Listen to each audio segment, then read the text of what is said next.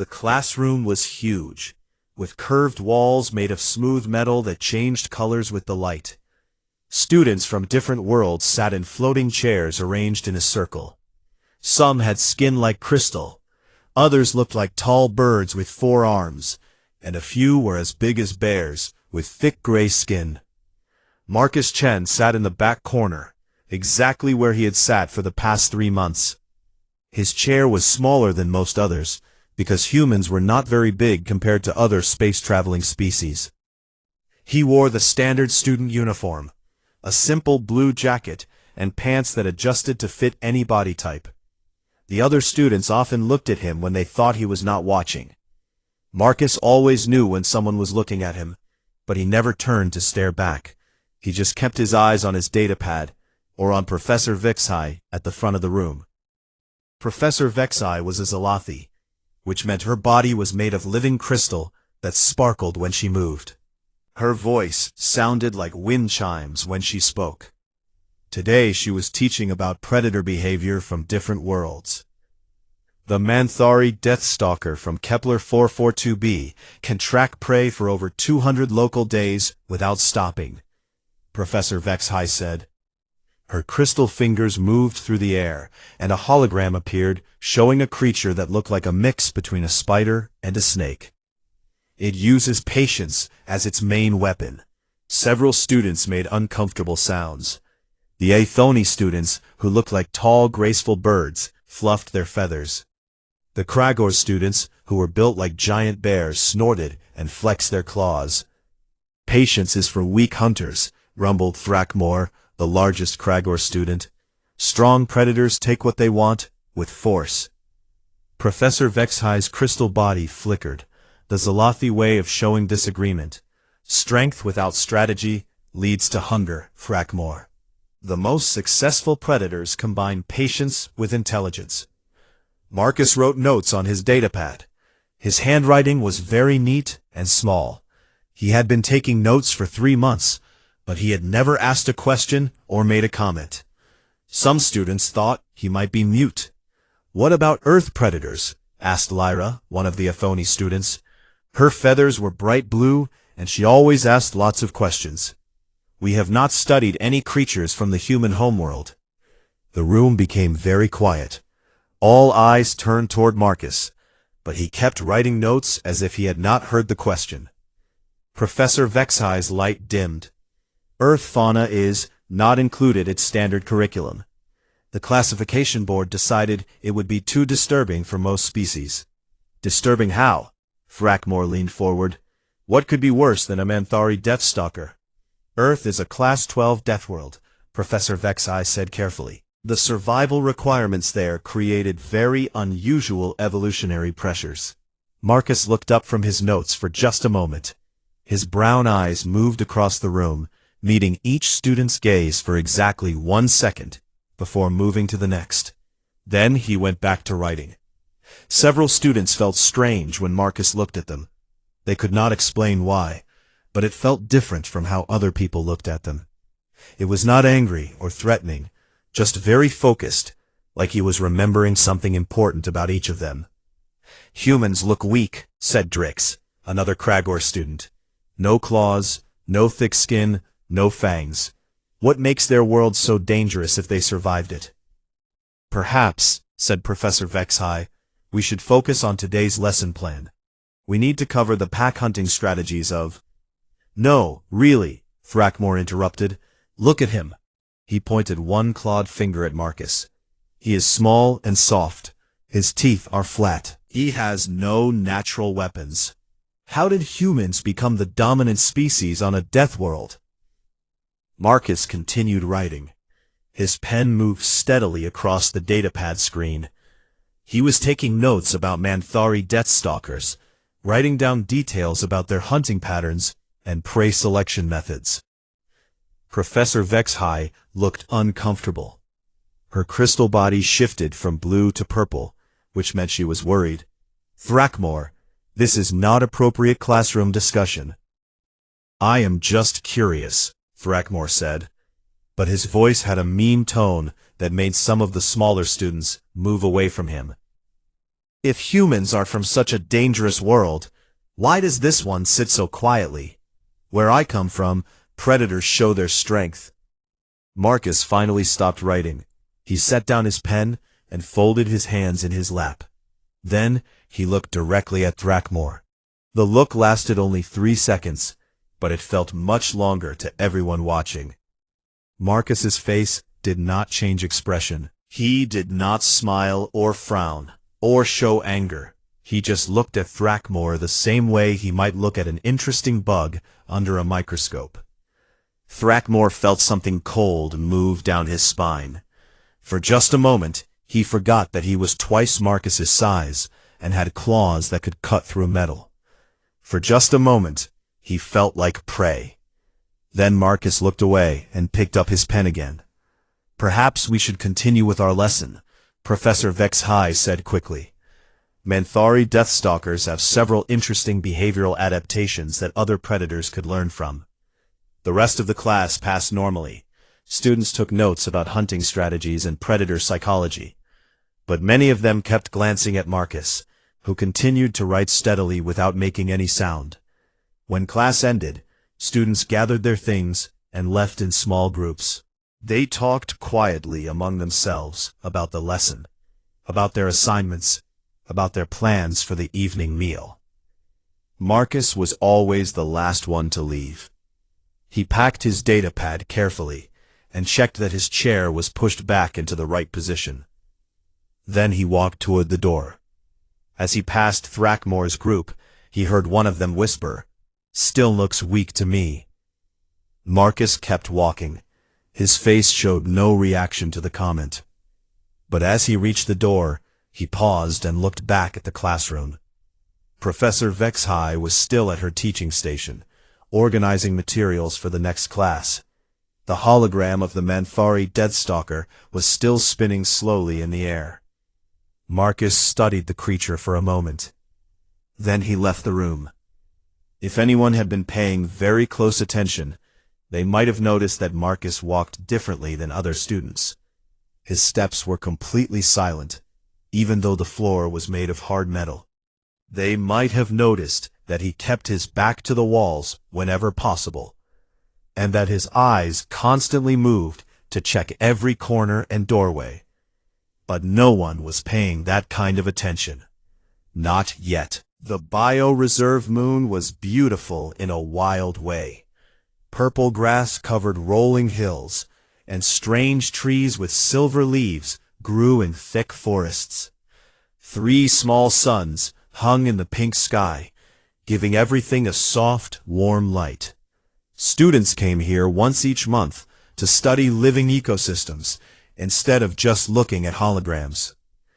Marcus walked alone along a dirt path that wound between the purple hills. He carried a sample kit for collecting plant specimens, but he moved more like he was hunting than studying. Every few steps, he would stop and listen. His head would turn slightly, catching sounds that others might miss. The other students worked in groups. The Atheni clustered together, their bright feathers easy to spot among the purple grass. Their voices carried on the wind as they discussed root systems and soil chemistry. The Zalathi students moved more slowly, their crystal bodies reflecting sunlight as they carefully examined rock formations. The Kragor students had formed their own pack, as they always did. Thrackmore led them, with Drix and 3 others following behind him. They were supposed to be studying predator territory markers, but they spent most of their time complaining. "Look at him," Thrackmore growled, pointing toward Marcus with one clawed finger. "Walking around like he owns this moon, acting like he is better than everyone else." Drix nodded, his gray skin darkening with anger. "He thinks because he is from a Deathworld, we should all be scared of him. But I have seen scared creatures before. They run, they hide, they cry for help. That human just sits there like a stone." The other Kragor students made agreeing sounds. On their homeworld of Kragor Prime, strength was everything. The strongest led, the weak followed. and everyone knew their place. It was a simple system that worked well. But Marcus did not fit into their system. He was clearly weak. Small body, no natural weapons, soft skin that would tear easily. Yet he acted like he had no fear. That was wrong. It made the Kragor students feel confused and angry. "Maybe he is too stupid to know he should be afraid," suggested Vork, the youngest of their group. "No," said Thrackmore slowly. "He is not stupid. I have seen his test scores. Perfect marks on every survival simulation. Perfect scores on predator psychology. Perfect marks on tactical analysis." His voice grew louder. "How does something so weak get perfect scores on subjects about fighting and surviving?" Marcus had disappeared over a hill, following the path toward the deeper forest. The Kragor students looked at each other. They all had the same thought. "Maybe it is time we found out what this human is really made of," Drix said quietly. Thrackmore grinned, showing teeth designed for tearing meat. "Field research. We are just doing field research on Deathworld species." They left their study area and followed Marcus's path. Their heavy feet made deep prints in the soft purple grass. They moved like hunters now, spreading out to surround their target. The forest was darker under the silver trees. The three suns could not push much light through the thick leaves. Strange sounds echoed between the trees, calls from alien birds, and the rustle of unknown creatures moving through the underbrush. Marcus had stopped in a small clearing beside a stream. He was kneeling next to the water, filling sample bottles with different types of water plants. His back was to the trees, where the Kragor students were hiding. "Perfect," whispered Thrackmore. "He is alone. No cameras here. This area is outside the monitoring zone." The 5 Kragor students moved closer. They were natural pack hunters, and they knew how to work together. Thrackmore would attack from the front, while the others surrounded Marcus from all sides. It was a simple plan that had worked on their homeworld for thousands of years. Marcus continued collecting samples. He seemed completely unaware that 5 large predators were moving closer to him. Thrackmore stepped out of the trees first. "Human," he called out. Marcus did not look up right away. He finished filling a sample bottle and sealed it carefully. Then he placed it in his kit and stood up. When he finally turned around, his face showed no surprise at seeing the Kragor students. "Thrackmore," Marcus said calmly, "are you collecting water samples too?" "No," Thrackmore said. "We are here to teach you something." The other 4 Kragor students stepped out of hiding. They formed a circle around Marcus, blocking all the exits from the clearing. Each one was at least twice Marcus's size, with thick gray skin that could stop most weapons, and claws that could cut through metal. Marcus looked around the circle slowly. His face still showed no fear, no anger, no surprise. He just looked at each of them the same way he had looked at them in class. "Teach me what?" Marcus asked. "Respect," growled Drix. "You sit in class like you are better than us. You never speak. You just watch us with those strange eyes. We want to know what you are hiding." Marcus said nothing. "On Kragor Prime, we have a saying," Thrackmore continued. "The prey that does not run is either very brave or very stupid. Which one are you, human?" Marcus tilted his head slightly, like he was thinking about the question. "I do not know your saying. On Earth, we have a different one." "What does it say?" asked Vork. "It is better to be a warrior in a garden than a gardener in a war." The Kragor students looked confused. They did not understand what gardens and warriors had to do with anything. "You talk in riddles," Thrackmore snarled. "We want simple answers. Are you brave or stupid?" Marcus was quiet for a long moment. He looked up at the silver tree branches above them, then down at the purple grass under his feet. He listened to the stream running nearby and the bird calls echoing through the forest. "I am collecting plant samples for Professor Vexhigh's assignment," he said finally. "If you want to help, You can hold the sample kit. Drix made an angry sound. We do not want to help with your homework, human. We want to see what a Deathworld predator looks like when it is cornered. I am not cornered, Marcus said. You are surrounded, Thrackmore pointed out. 5 of us, 1 of you. No way to run. No way to hide. No one to call for help. Marcus nodded, like this was an interesting fact. That is true. 5 of you, 1 of me. Something in the way he said it made Thrackmore pause. There was no fear in the human's voice, but there was also no challenge or anger. It was just a simple statement of fact, like saying that water was wet or that rocks were hard. Last chance, human, Thrackmore said. Show us some respect, and maybe we let you walk away with only a few scars. Marcus picked up his sample kit and slung it over his shoulder. Then he looked directly at Thrackmore. I respect you, he said quietly. All of you. You are strong and fast and built for hunting. You work well as a pack. You chose good terrain for an ambush. You blocked the exits and surrounded your target properly. The Kragor students looked surprised. They had not expected the human to compliment their hunting skills. But, Marcus continued, I still need to finish collecting samples. He started walking toward the edge of the clearing, directly toward where Drix was standing. Stop, Thrackmore commanded. Marcus kept walking. Drix stepped forward, blocking Marcus's path with his large body. His claws extended from his fingers, making metal-on-metal scraping sounds. Marcus stopped 3 feet away from Drix and looked up at him. Drix was almost 7 feet tall and weighed nearly 400 pounds. Marcus was just under 6 feet tall and maybe 160 pounds. Move, Marcus said politely. Make me, Drix replied. For 3 months, Marcus had been watching. Not just in class, but everywhere. In the dining halls, he watched how each species moved when they ate. In the hallways, he saw which students favored their left or right sides. During exercise periods, he noted who tired quickly and who stayed strong. The Kragor students thought they were pack hunters, but Marcus had studied real pack hunters on Earth. Wolves, lions, hyenas, they all moved with purpose and coordination. The Kragor students just moved like bullies who were used to winning through size alone. When Drix said, make me, Marcus did not get angry. He had been expecting this moment for weeks. Marcus stepped closer to Drix, closing the distance to less than 2 feet.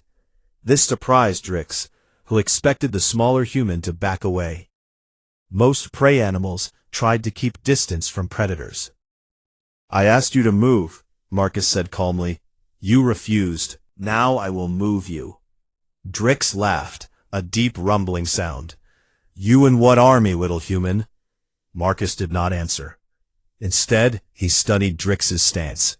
The big Kragor was standing with his feet too wide apart, trying to look threatening. His claws were extended, which meant his fingers were locked in attack position. His head was tilted forward, putting his thick neck muscles in the wrong position for quick movement. These were all mistakes. Marcus had learned to see mistakes. Drix reached out with his left claw to grab Marcus's shoulder. It was a simple move designed to scare rather than hurt. On Kragor Prime, most fights ended when one side showed how much stronger they were. Marcus moved. He did not move fast like the Aethonai or strong like the Kragor. He moved exactly the right amount in exactly the right direction at exactly the right time. Drix's reaching arm passed through empty space where Marcus had been standing. Marcus had stepped to the side, but not the side Drix expected. He stepped toward Drix's right side, the side where the big Kragor could not see him clearly.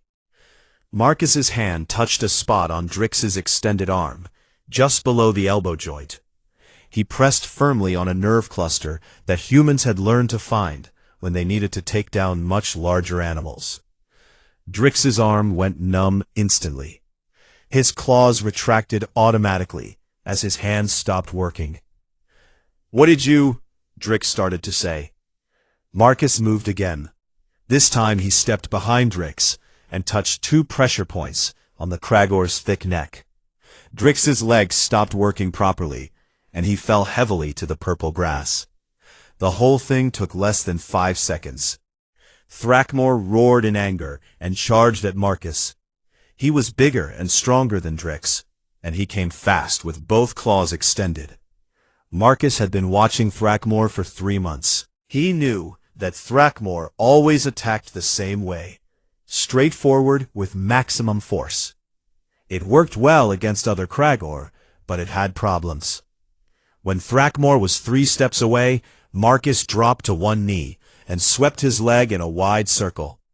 Thrackmore was moving too fast to stop, and his feet got tangled with Marcus's leg. Thrackmore crashed to the ground, but he rolled and came back up quickly. He was a good fighter, better than Drix, but he was still fighting like a Kragor, instead of fighting like someone who had studied many different types of combat. Impossible, Thrackmore snarled. You are too small. Size is not everything, Marcus said. He was breathing normally, like he had just been taking a walk. The other 3 Kragor students, Vork and 2 others named Grex and Balt, moved in from different sides. They had seen what happened to Drix and Thrackmore, and they were being more careful now. This was better tactics, but Marcus had expected this too. Vork came from the left, Grex from the right, and Balt from behind. They tried to grab Marcus all at the same time, thinking that he could not fight 3 directions at once. Marcus went low, dropping to the ground and rolling between Grex's legs. As he rolled, he struck pressure points on both of Grex's ankles. Grex fell forward, unable to control his feet. Vork and Balt collided with each other where Marcus had been standing. They were not used to fighting enemies who moved unpredictably. Marcus came up from his roll and found himself behind Vork. He placed his hands on Vork's back, finding the nerve centers that connected the Kragor's arms to his spine. Vork's claws retracted, and his arms fell to his sides. Balt turned around, confused and angry. He swung wildly at Marcus, but Marcus was not there anymore. He had moved again, always to places where the big Kragor could not reach him easily. "Stay still and fight," Balt yelled. "Why?" Marcus asked. He sounded genuinely curious. Balt charged, and Marcus stepped aside at the last moment. As Balt passed by, Marcus touched a spot on the Kragor's neck that made his inner ear stop working properly. Balt stumbled and fell, too dizzy to stand up. Thrackmore was back on his feet now, and he was angry. "What kind of fighting is this? You do not fight with honor." Marcus looked at him with the same calm expression he always had. "I fight to win." "Real predators fight with strength and courage," Thrackmore shouted. "Real predators fight smart," Marcus replied. "Everything else is just showing off." Thrackmore attacked again, but this time he was thinking instead of just being angry. He feinted left, then came right, trying to confuse Marcus. Marcus was not confused. He had seen this move before, in the combat simulations that all students had to take. Thrackmore was using Lesson 7 from Basic Combat Theory. Marcus used Lesson 15, which was designed to counter Lesson 7. He stepped into Thrackmore's attack instead of away from it. This put him inside the reach of Thrackmore's claws, where the big Kragor could not swing properly. Marcus's hands found the nerve clusters on Thrackmore's ribs. Kragor anatomy was similar to human anatomy in some ways, and Marcus had studied both very carefully. Thrackmore tried to grab Marcus in a bear hug, but his arms would not obey him anymore. The nerve strikes had disrupted the signals from his brain to his muscles. "How?" Thrackmore whispered as he sank to his knees.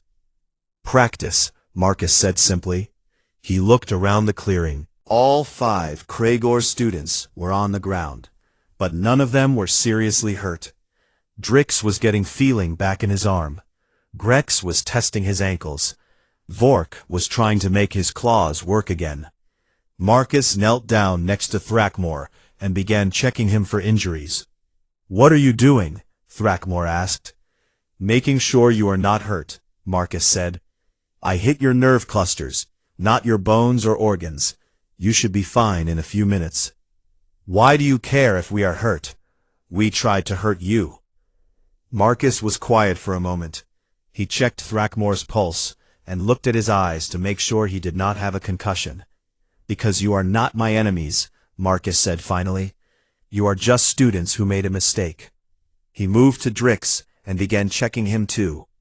Drix flinched when Marcus touched him, but Marcus's hands were gentle and careful. On Earth, Marcus said as he worked, we have many dangerous animals, bears, tigers, sharks, snakes, but the most dangerous animal is humans. Why? Asked Vork. Because humans do not just hunt for food or territory. Humans hunt for ideas. They hunt to protect things they love. They hunt to solve problems. Marcus finished checking Drix and moved to Grex. And humans are very good at learning how to hunt new things.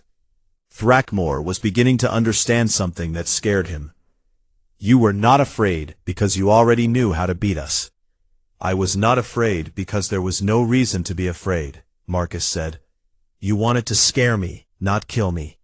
If you had wanted to kill me, you would have brought weapons. We have claws and strength. We do not need weapons. Marcus looked at him with something that might have been sympathy. Every part of your body is a weapon if you know how to use it. Every part of your enemy's body is a weakness if you know where to strike. He helped Bolt sit up and checked his balance. Your species became predators by being strong and tough. My species became predators by being smart and patient. You hunt with power. Humans hunt with knowledge. Grex was able to stand up now, though his ankles were still weak. Is that why you never talk in class? Because you are hunting us? I do not talk in class because I am learning, Marcus said. But yes, I was studying all of you. Not to hurt you, but to understand you. Understanding is how humans survive. He finished checking all 5 Kragor students. None of them had serious injuries, though they would be sore for a few days. Marcus picked up his sample kit, which had fallen during the fight. He checked the bottles to make sure none of them were broken. Where are you going? Thrackmore asked. To finish collecting samples. Professor Vexhigh's assignment is due tomorrow. He started walking toward the stream again, then stopped and looked back. Next time you want to know something about humans, he said, just ask. It is easier than fighting. Then he walked away, leaving 5 very confused Kragor students sitting in the purple grass. Professor Vexhigh was reviewing her lesson plans when the emergency alert came through her communication device. Her crystal body flashed red with alarm as she read the message. Student emergency in Sector 7. Multiple injuries reported. Immediate assistance required. Sector 7 was in the deep forest, far from the main research areas. Students were not supposed to go there alone. Professor Vexhigh's mind immediately went to the worst possibilities. Wild animals, equipment failures, or accidents with the dangerous plants that grew in the deeper woods. She gathered the emergency medical kit and rushed to the transport pad.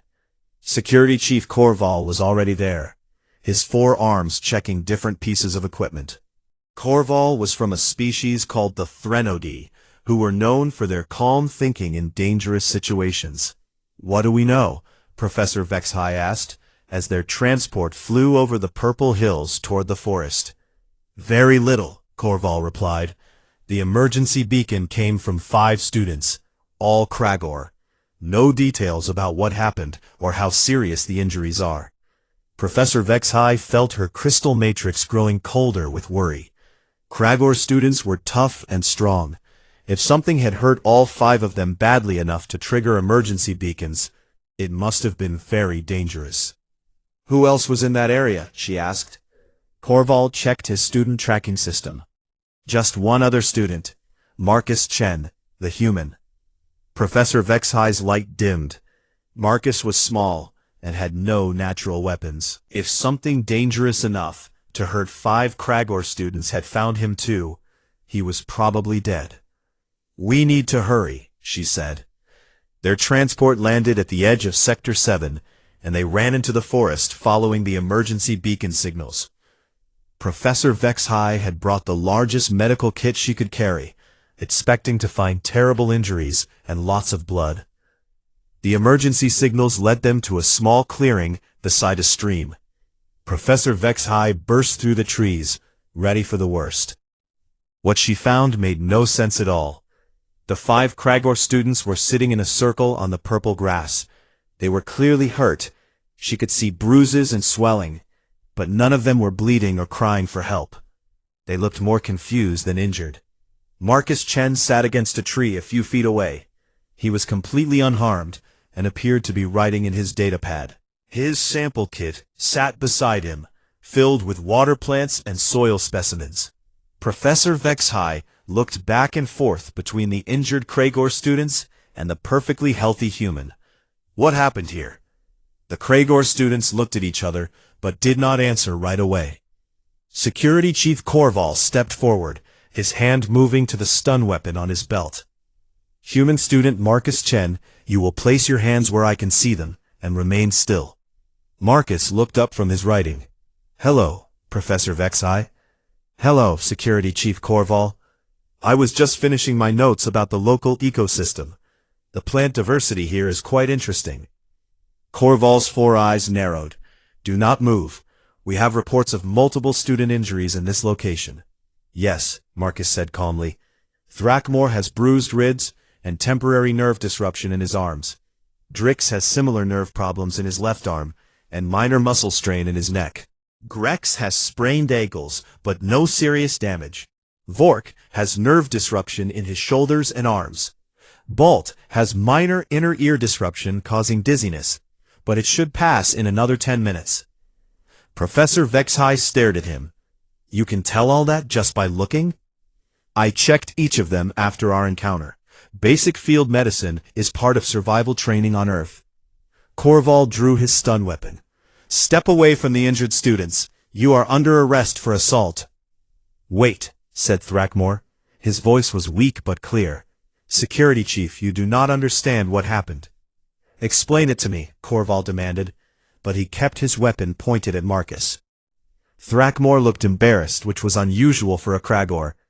We attacked him first. Professor Vexhai's crystal body flickered with confusion. You attacked Marcus? All 5 of you? We wanted to test him, Drix said quietly. We thought he was acting too confident for something so weak. We wanted to see what he would do when he was scared. And what did he do? Korval asked. The Kragor students looked at each other again. None of them seemed to want to answer.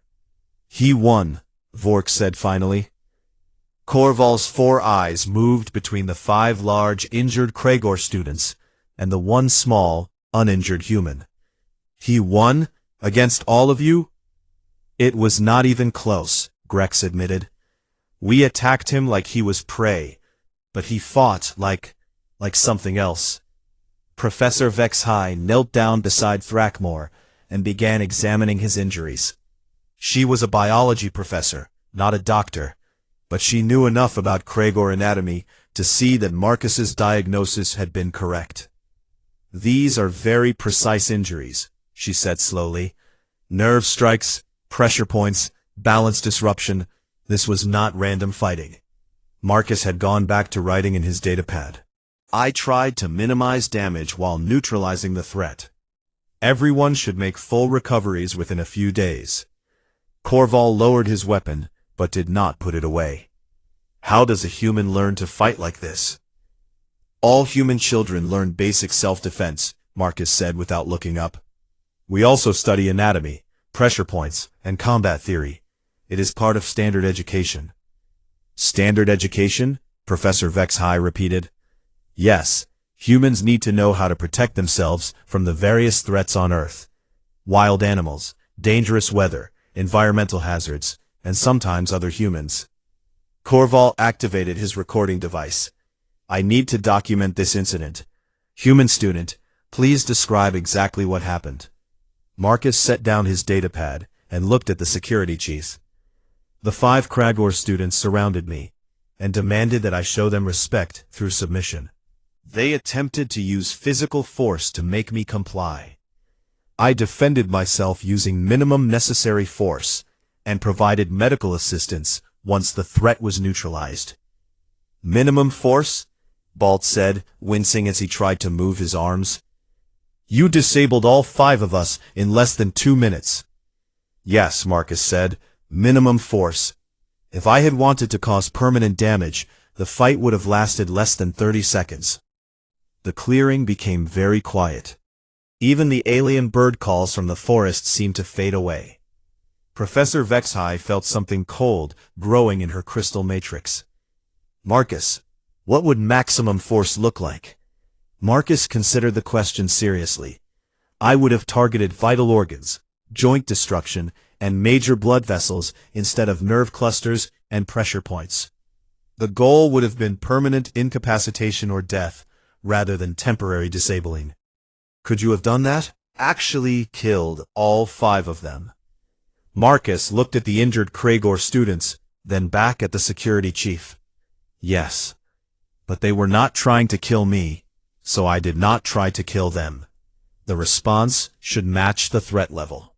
Thrackmore made a sound that was part fear and part amazement. You knew the whole time that you could have killed us, but you chose not to? Of course. You are my classmates, not my enemies. Why would I want to kill you? Professor Vexhai's understanding of human nature was changing rapidly.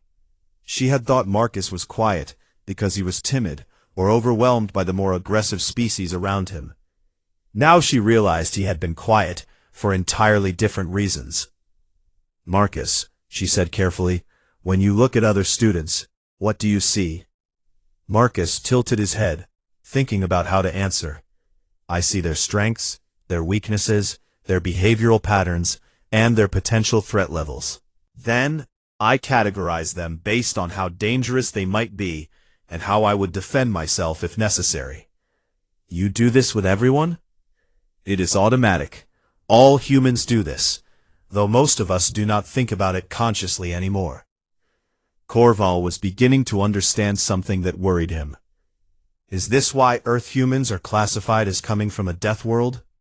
Partly, Marcus said. Earth is dangerous in many ways. The weather can kill you, the animals can kill you, the plants can kill you, the diseases can kill you, and other humans can kill you. Humans who could not learn to assess and respond to threats quickly did not survive long enough to have children. Professor Vexhai looked at her injured students, then at Marcus. So when you sit quietly in class, I am learning, Marcus said, about xenobiology, about other species, about how different types of minds work. It is all very interesting. And when you watch other students, I am learning about them too. How they move, how they think, what makes them angry or happy or scared. Understanding others is important for living peacefully with them. Thrackmore struggled to sit up straighter. Living peacefully? You just proved you could kill all of us without breaking a sweat. Marcus looked genuinely confused by this comment. Yes, that is exactly why we should live peacefully. Fighting should be the last choice, not the first choice. He picked up his datapad again. If you are finished documenting the incident, I would like to complete my sample collection. I still need 3 more water specimens and some soil samples from the stream bank. Professor Vexhai realized that she had been completely wrong about humans, about Marcus, and about what it meant to come from a death world. She had arrived expecting to save Marcus from danger, but Marcus had never been in danger at all. The Kragor students had been the ones who needed saving, from their own ignorance about what they were challenging. 3 days later, Marcus sat in his usual seat at the back of the classroom. But today was different. The other students kept looking at him, and when they thought he was not watching, they moved their chairs a little farther away. Word had spread quickly through the academy about what happened in Sector 7. 5 Kragor students, the biggest, strongest species in their year, had been defeated by one quiet human in less than 2 minutes. The details grew more impressive each time someone told the story. Professor HFY entered the classroom, her crystal body glowing with nervous energy. She had spent the last 3 days reading classified files about Earth and its dominant species. What she had learned kept her awake at night. "Today we will continue our study of apex predators," she announced. "But first I want to correct something I said in our previous class.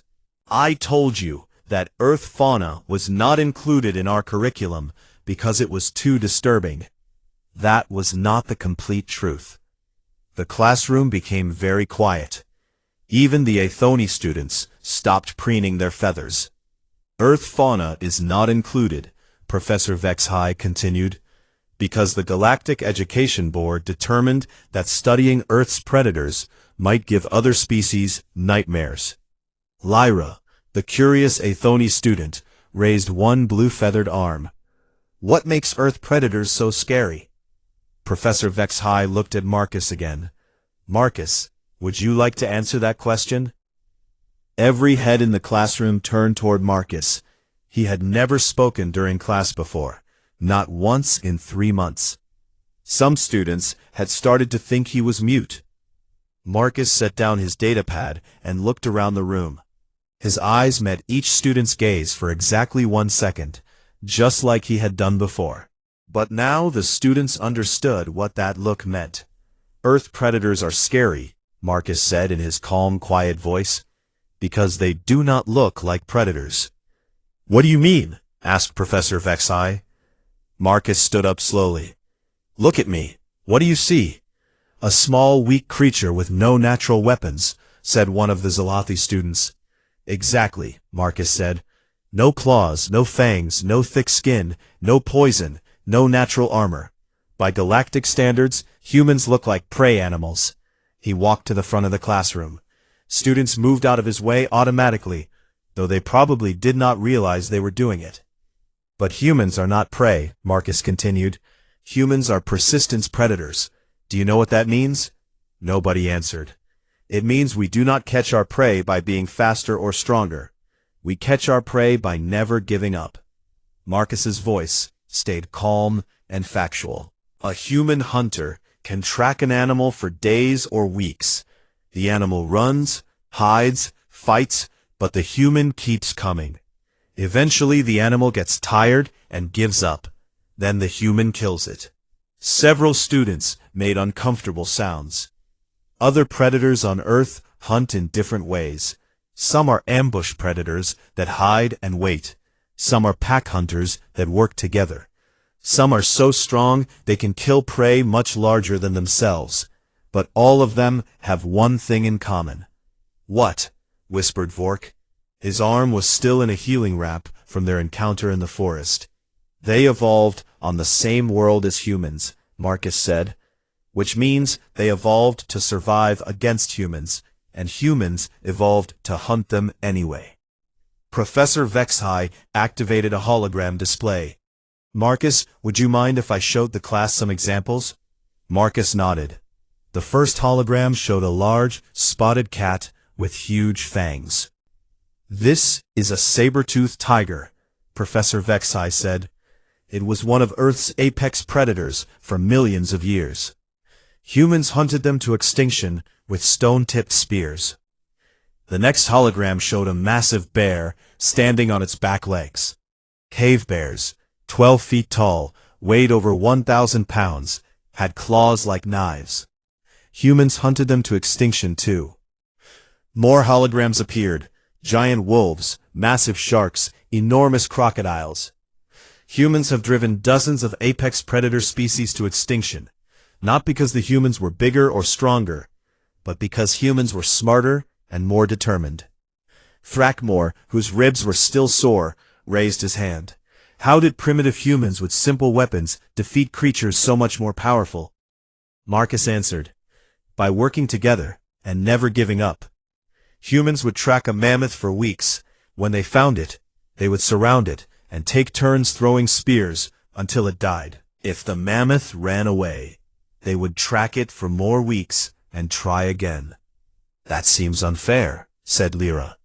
Evolution is not fair, Marcus replied. It just works. The animals that survived were the ones that could adapt fastest to new threats. Professor Vexhai brought up another hologram. This is what humans looked like 100,000 years ago. The image showed primitive humans wearing animal skins and carrying simple tools. And this is what humans look like now. A new image appeared, showing modern humans in advanced spacesuits. The physical differences are very small, Professor Vexhai explained. Humans today have the same basic body design as their ancient ancestors, but look at the tools. The primitive humans carried wooden spears and stone knives. The modern humans carried devices that could destroy entire planets. Human bodies did not need to evolve, Marcus said. Human minds evolved instead. We learned to make tools, to use fire, to build machines. We learned to fly even though we have no wings. We learned to breathe underwater even though we have no gills. We learned to survive in space even though space is the most hostile environment possible. Drix, whose arm was finally working normally again, looked troubled. Are you saying humans are still predators? Marcus considered the question carefully. Humans are what they need to be. Most of the time, we choose to be cooperative and peaceful. We build things, create art, explore new worlds, make friends with other species. He looked around the classroom again. But humans never stopped being predators. We just became predators who usually choose not to hunt. The classroom was completely silent. Even Professor Vexhai seemed stunned by this simple statement. When you attacked me in the forest, Marcus continued, looking at the Kragor students, you activated instincts that are millions of years old. For a few minutes, I was not Marcus the student. I was a human responding to a threat the way my ancestors responded to threats. Is that why you helped us afterward? Thrakmor asked. Because the threat was over? Yes. Once you were no longer dangerous, you became injured classmates who needed help. That activated different instincts, the ones that make humans take care of each other. Professor Vexhai had been reviewing the files on her datapad. Marcus, according to these records, Earth has produced several other sapient species over its history. What happened to them? When he spoke again, his voice was very soft. They did not survive contact with humans. The implications of his statement hit everyone at the same time. Humans had not just outcompeted other predators on Earth. They had outcompeted other intelligent species. Not through war, Marcus added quickly, seeing the fear on some faces. Mostly through competition for resources and living space. Humans were just better at adapting to changes and working together in large groups. Grex, the Kragor student with the sprained ankle, spoke up. Why are you telling us this? Are you trying to scare us? Marcus looked genuinely surprised by the question. No, I'm trying to help you understand why I prefer to be quiet and peaceful. He walked back to his seat, moving with the same silent steps he always used. Earth taught humans that the most dangerous enemies are often the ones that do not look dangerous. So humans learned to be very good at looking harmless. Marcus sat down and picked up his datapad. We learned that if everyone thinks you are weak, they leave you alone to study and learn and grow stronger. Professor Vexhai understood now why Marcus had been so quiet in class. He had not been hiding from the other students. He had been studying them, while letting them underestimate him. Is there anything else you would like to share with the class, Marcus? She asked. Marcus thought about it. Yes, humans did not come to this academy to hunt or conquer. We came to learn about other species and to share what we know. Most humans genuinely want to be friends with the rest of the galaxy. He looked up from his datapad one more time. But humans are still humans. We are still persistence predators from a death world. We still have all the instincts and abilities that made us the dominant species on our planet. We just choose not to use them unless we have to. The class ended in complete silence. Students gathered their things and left quietly. many of them glancing back at Marcus as they walked away. Professor HFY stayed behind after everyone else had gone. "Marcus," she said, "why did you decide to speak up today?" Marcus was packing his datapad carefully. Because silence was being misunderstood. Some people thought it meant weakness or fear. Other people thought it meant I was hiding something dangerous. He stood up and slung his bag over his shoulder. Sometimes, the best way to stay peaceful is to make sure everyone understands exactly what peace is costing you. As Marcus walked toward the door, Professor HFY called out one more question.